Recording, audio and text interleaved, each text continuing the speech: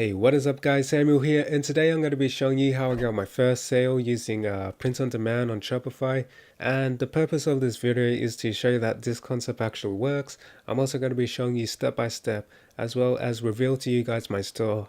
The reason why I'm doing this is because I want to show you guys my store and what I've done to it, and I feel like you guys will get a lot of value, so let's jump into it.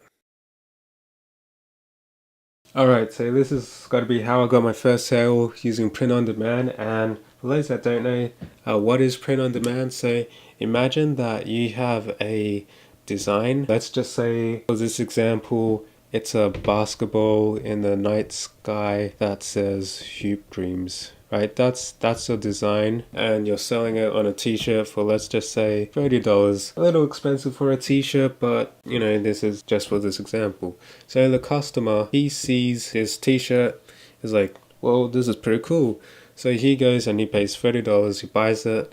So you get, this is you get the money, and you, with the money and the shipping details, you contact the manufacturer. Well, in this case, we're using a software called Printful, which kind of makes the process a lot more easy, a lot more automatic. You get the money, $30. You pay the manufacturer $13 for the cost of the product.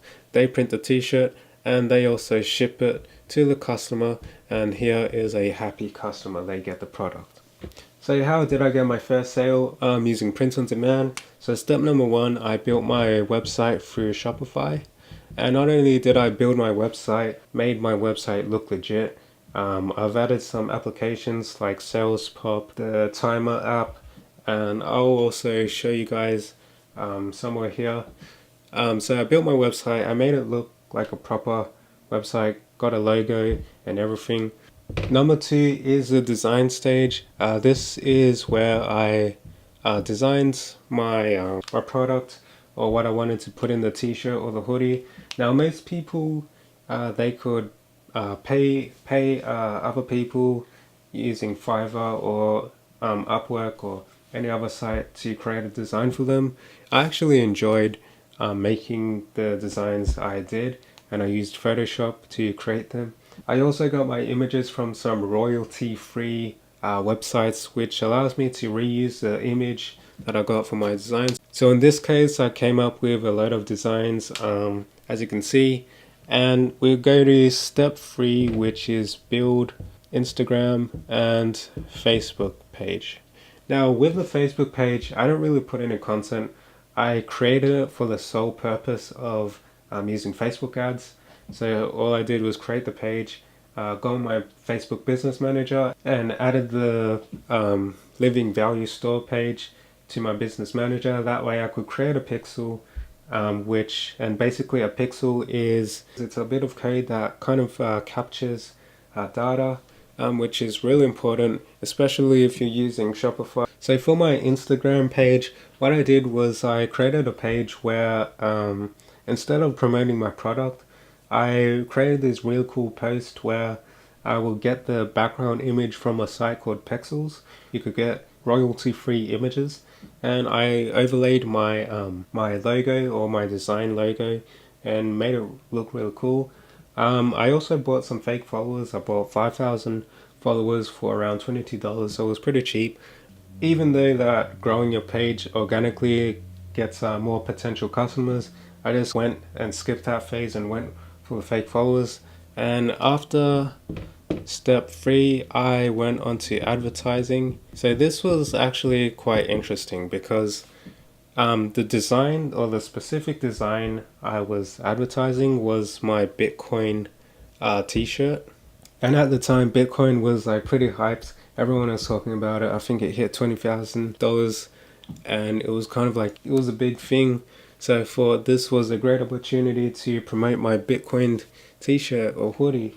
So for advertising, I used Instagram shoutouts first, and it was quite interesting because there wasn't really many pages that had high followings about Bitcoin.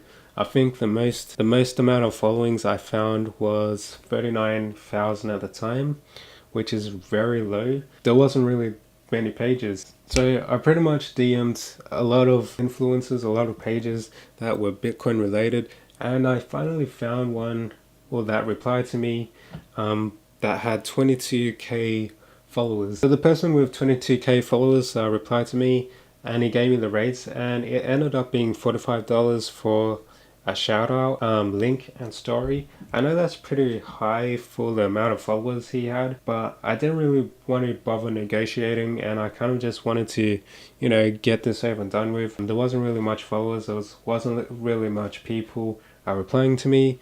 In fact, one of the guys asked if I could pay in Bitcoin. I went with this dude. As you can see, I gave him a caption to post, as well as what I wanted him to post. Also made sure that the best picture was first, so that potential customers could see it. Once my shout out went live, I thought I was gonna get a few sales. I think overall there was a bit 240 likes I got, and I think I got maybe around 11 comments and no sales. It wasn't a bad thing because I did get feedback, which I'm going to touch on a bit later. The point was to get sales, and I got 0 sales. So after going to Instagram shoutouts, I decided that I was going to try Facebook marketing. So what I did was I targeted US space. For the detailed targeting, I did engaged shoppers. Narrowed it down to people that like Bitcoin and men's clothing.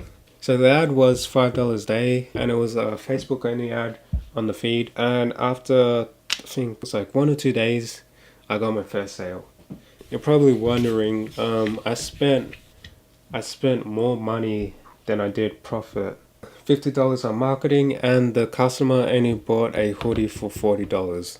Now, yes, I did pay money than I should have, but I did learn a few things from this process. And there's 2 things that I did learn, 2 main things. The first thing is the evolution of design. Now what I mean by this is that your first product isn't going to be the best product. What I found was that the Bitcoin Millionaire t-shirt, a few people from the Instagram shoutout commented that the Bitcoin Millionaire t-shirt kind of looks a bit like Bitcoin and the value is 0, and it got me thinking, and I decided to create a new design, which was Bitcoin and the word billionaire, if that's even a word.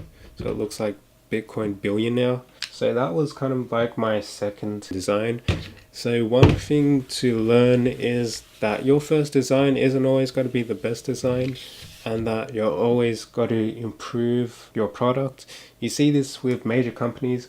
Apple, they have the iPhone 3, then the iPhone 4, 5, 6. Every second year they have a new design. This is with this. I mean, print on demand, this is a real business, and you should always take this seriously if you really want to make serious money. The second thing I learned is that it's better to find influencers first, then create your store. Now, the reason why I say this is because I thought that there was going to be heaps of Bitcoin pages with high amounts of followings, and that ended up not being true. So I think it's probably best that you could find influencers first, so you can kind of find niche related Instagram pages with high amounts of followings, with a lot of engagement, and you can kind of build a product that's suited towards the potential customer, and that way I feel like you'll make a lot more money. So there is one more bonus thing that I did learn, and that is you got to treat this thing like an experiment. Now the reason why I say this is because you don't really want to put too much emotional attachment to either your store, your ads,